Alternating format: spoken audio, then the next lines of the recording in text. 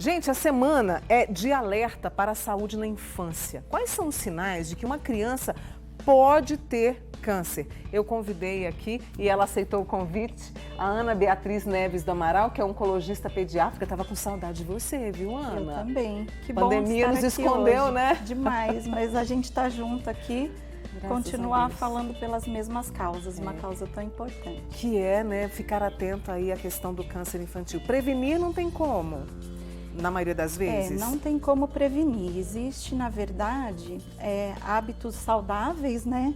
Eu acho que os hábitos saudáveis, eles cercam a gente de cuidados para evitar várias doenças. Então, por exemplo, como a mulher, a gente estava aqui com a doutora Ionara, né? Como a mulher se prepara para uma gestação, hábitos alimentares, prática de exercício. Então, a gestação em si, o periparto, como essa criança é acompanhada, isso também é uma forma de prevenção, né?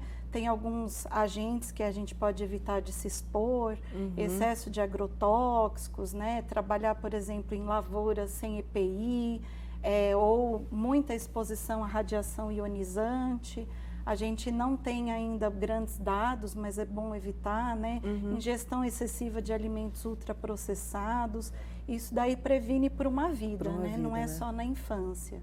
Vamos trazer os sinais, porque para que os pais, né, os avós, os tios, para que a gente esteja bastante atento, vamos mostrar para o pessoal, né, esses sinais. Eu queria que o pessoal trouxesse para a gente. A gente tem ali, para começar, palidez, né, nariz sangrando. Na verdade, esses sinais e sintomas que a gente olha aí, se a gente olhar só o cartaz, qualquer pai, qualquer mãe pode ficar desesperado, né? Porque os sinais e sintomas do câncer infanto-juvenil, eles são semelhantes a várias outras doenças da infância. Então, febre é possível ter, no tempo seco é possível sangrar o nariz, pode ter ínguas inflamadas na garganta por uma infecção de ouvido, por algo mais simples. Pode haver vômitos, pode haver dor de cabeça, pode haver algum tipo de inchaço na barriga. E aí a gente fala, nossa, vou desesperar, né? Meu filho está com câncer. Então, qual que é o pulo do gato? Sempre que a gente fala de doenças na infância, um bom olhar, né? Então, assim, o acompanhar. Não é um sangramento que a gente já vai desesperar que possa ser um câncer no sangue. Não é uma dor de cabeça, mas é o olhar atento, é acompanhar o filho, a gente, como os pais, né, a gente acha que a gente tem que ser só o provedor financeiro, mas o provedor de amor, de cuidado, de saúde, de observação, é que vai deixar a gente fazer o que é mais importante para o câncer infanto-juvenil, que é o diagnóstico precoce. Então, como a gente não tem nada que a gente possa fazer para prevenir a doença, a gente pode fazer o que chama de prevenção secundária, que é diagnosticar mais rápido. Então, levar a criança ao pediatra regularmente, vacinar os filhos, acompanhar crescimento, acompanhar desenvolvimento, acompanhar inserção escolar para ver se houve alguma mudança. Normalmente, as crianças pequenas são mais privilegiadas com esse olhar, porque precisa trocar uma fralda, precisa vestir. Aí os maiores vai deixando de marcar o pediatra, vai deixando de fazer o que tem que ser feito, e aí na hora que vai ver, passou. Então, o olhar atento, o acompanhar esses sinais e sintomas, ele é tão importante quanto saber os sinais e sintomas. Porque a gente tem muitos passos, né, Mônica, para diagnosticar. Então, o primeiro deles é a família ficar alerta. E aí ela vai, procura um atendimento de saúde. Esse é o primeiro alerta aí dessa campanha do Dia Internacional de Combate ao Câncer Infantil, da OMS. A segunda etapa é o colega que recebe aquela criança, né? Então, assim, olha, eu não sei o que é, mas eu vou observar, eu vou acompanhar, eu vou marcar um retorno, não minimizar aquele sintoma e o acompanhar adequadamente, porque até que chegue no especialista e na alta complexidade, esses tempos vão se tomando. E o diagnóstico precoce vira tardio. Né? Esse olhar atento, minucioso é muito importante, esse olhar com amor, como você bem disse. E quais são os tipos, né, de câncer que a gente tem mais comuns hoje, chances de cura, porque o diagnóstico precoce pode ajudar nisso também, né? Isso, a gente tem como chance de cura, em países desenvolvidos, em torno de 80%, muito alto. A gente fala, bom, se o câncer infanto-juvenil tem muita cura e a incidência é muito baixa, por que ele é tão importante? Porque ele é a primeira causa de morte na faixa etária de 0 a 19 anos. Nossa. Então, ele pode ser uma doença rara, porém é uma doença rara que mata.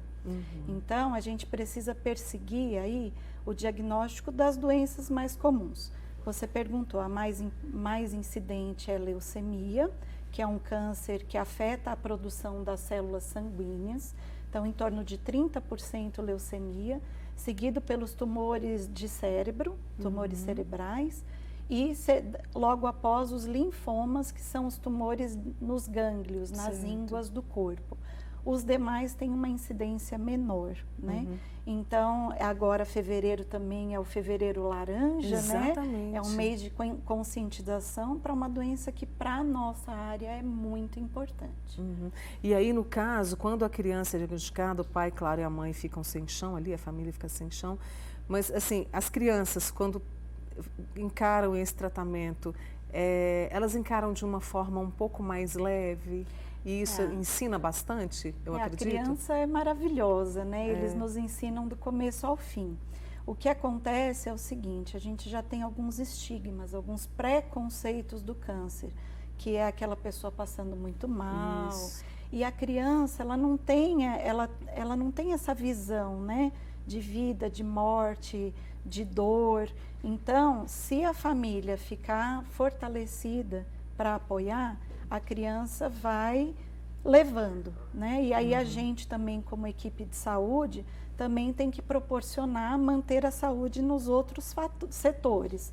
Então, à medida do possível, incentivar o brincar, à medida do possível, incentivar o contato social com algumas crianças, para não perder a socialização, que é muito fundamental aí nessa faixa etária longa.